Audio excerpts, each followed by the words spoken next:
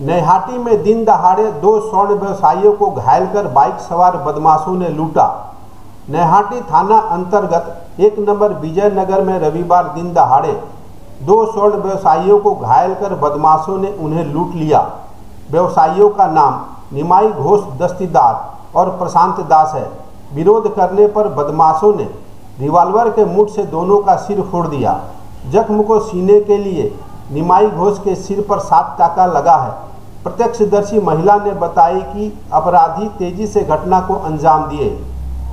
তো তারপর দেখলাম যে যাকে মারা হয়েছে সে বাইকের নিচে রয়েছে আর তার গায়ে মারা হচ্ছে, মানে একজন মারছে আর কি, যাতে উনি আর কি তখনও পড়ে থাকে। তো তারপরে আমি ওখান থেকে চিৎকার করতে করতে নিচে যখন আসলাম তখন দেখলাম ওনারা পড়ে আছে, মাথা থেকে প্রচণ্ড রক্ত পড়েছে, ওনারা চলে গেছে। কারণ বাইক নিয়ে যেতে তো বেশিক্ষণ সময় লাগে না, আর আমাদের গেটও তালা দেওয়া থাকে অ্যাকচুয়ালি। व्यवसायियों ने बताया कि ट्रेन पकड़ने के लिए दोनों बाइक से नैहाटी स्टेशन की तरफ जा रहे थे।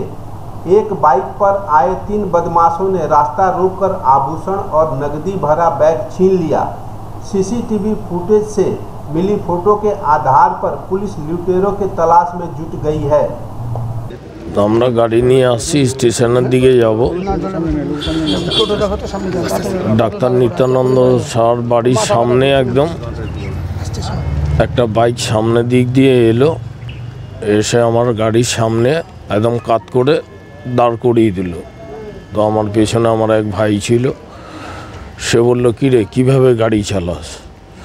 তারপরে ওরা আর কোনো কথা না বলে মাঝখানে ছেলেটা নেমেই বলছে ব্যাগ দে, হাতে মেশিন, কপালে ঠেকিয়ে দিল। তারপরে ওর থেকে ব্যাগ টানছিল, আমি যখন ব্যাগটা টেনে ওর কাছ থেকে নিয়ে নিই, ওরা দুজন আমার মাথার উপরে মারলো। তখন আমার সেন্স ছিল না, আমি নিচে বসে পড়েছিল। গোল্ডের ব্যবসা করি আমরা, তিস্তা ধরার কথা ছিল আমাদের। হ্যাঁ, এবার আমরা বাড়ির থেকে জাস্ট খাওয়া দাওয়া করে বেরোলাম, ধরবো বলে, ট্রেন ধরবো বলে। বাইকে করে আমাকে এগিয়ে দিয়ে গেছিলো প্ল্যাটফর্মে দাদা।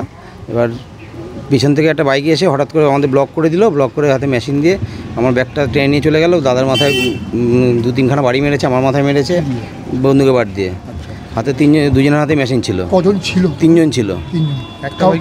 একটা বাইকে 3জন ছিল। আমরা 2জন ছিলাম বাইকে। হ্যাঁ। কি নিয়ে গেছে ব্যাগে? আমাদের অর্নামেন্টসের ব্যবসা আছে, সোনার জিনিস ছিল আমাদের।